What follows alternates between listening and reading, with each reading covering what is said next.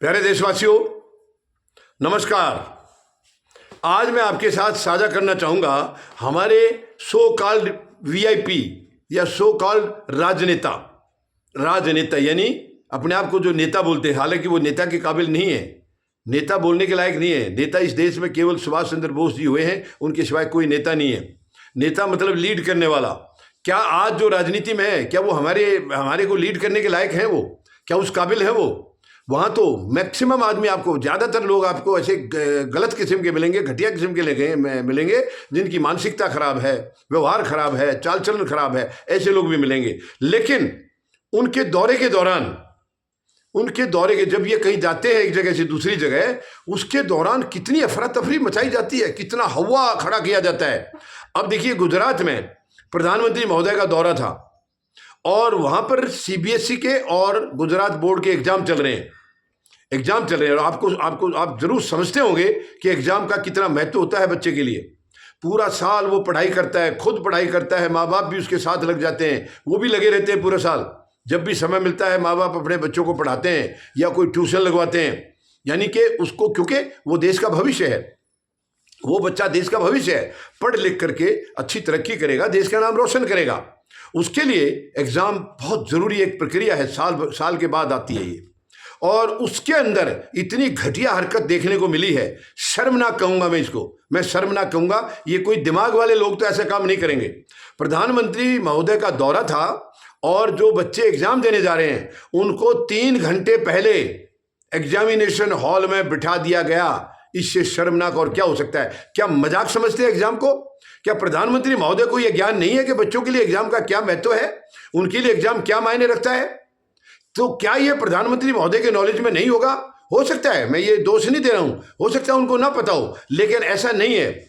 हमारे देश में राजनेता यानी कि सो कॉल्ड राजनेता, सो कॉल्ड वीआईपी, उनको सब मालूम होता है, उनको सब पता है कि जनता तुम्हारी गुलाम के तौर पर रह रही है, वो तुम्हें देखने के लिए, तुम्हें टाटा बाय बाय करने के लिए तैयार खड़ी मिलेगी। ये शर्मनाक है, शर्मनाक है। 3 घंटे पहले देखिए, बच्चा जब एग्जाम के लिए जा रहा है, पहली बात तो सारा साल भर मेहनत करता है, कितनी कड़ी मेहनत करता है, और एग्जाम के दौरान देर रात तक भी पढ़ता है, फिर वो सोता है, थोड़ा सुबह एकदम रिलैक्स होकर के उठता है, फिर नहा धो करके कुछ तैयारी सुबह करके फिर अपने एग्जाम में जाता है। और जाते जाते भी अगर कोई गाड़ी में बैठे हैं, बस में बैठे हैं या अपनी कार में बैठे बच्चे जा रहे हैं, कोई उनको छोड़ने जा रहे हैं, तो जाते जाते भी वो सोचता है मैं कुछ एक आध क्वेश्चंस वगैरह पर नजर लगा लूं।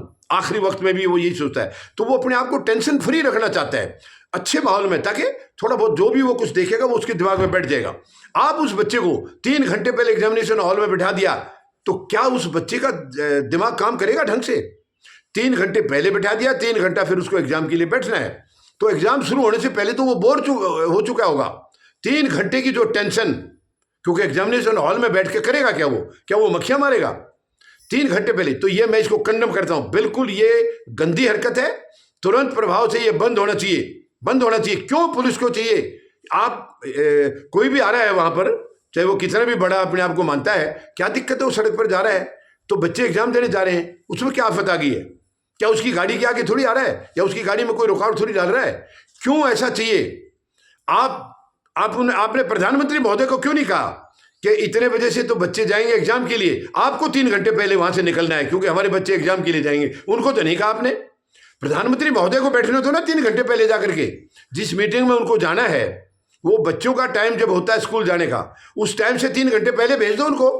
वीआईपी को बोलो भाई 3 घंटे पहले जा, क्योंकि हमारे बच्चे जाएंगे एग्जाम देने के लिए, और हमारे बच्चे दखलंदाजी पसंद नहीं करते हैं, क्योंकि उनको एग्जाम देना, पूरे साल की मेहनत का उनका नतीजा आना है, उसका फल मिलना है उनको। तो उनको क्यों आप डिस्टर्ब करें? प्रधानमंत्री या कोई और भी मंत्री है, उनका तो रूटीन है, वो जनता की सेवा के लिए बैठे हैं, जनता के नौकर हैं, वो जनता के सेवक हैं, वो काम कर रहे हैं वहां, तो डेली रूटीन है उनका, अपना अपना कोई काम, कभी कहीं जाना, कभी कहीं जाना। ये बच्चे तो साल में एक बार एग्जाम देते हैं, उनको दखल क्यों दी जा रही है? ये बिल्कुल गलत है, मैं कंडम करता हूं। ये वीआईपी कल्चर या पहले से 3 घंटे पहले से निकाल देना शर्मनाक है, ये मजाक नहीं है। एग्जाम देखिए, राजनीति में तो बहुत लोग ऐसे आ जाते हैं, वो एग्जाम को समझते ही नहीं, पढ़े लिखे नहीं होते, वो अनपढ़ हैं, उनको मालूम ही नहीं पढ़ाई क्या चीज है, वो क्या जानेंगे पढ़ाई की कीमत को। लेकिन जो पढ़ाई जानता है, जिसने पढ़ाई की है, उसको मालूम है पढ़ाई इतनी आसान नहीं है, बहुत बड़ी टेंशन होती है बच्चे के दिमाग में, पेरेंट्स के दिमाग में। कहीं साल भर की मेहनत करके अच्छा एग्जाम नहीं दिया तो कहीं उसका पूरा एक साल बर्बाद ना हो जाए, बड़ी चिंताएं होती हैं। तो इसमें तो सरकार को खुद साथ होना चाहिए। क्या वो सरकार इस देश की नहीं है, या वो मंत्री संतरी जो भी है वो इस देश के नहीं है?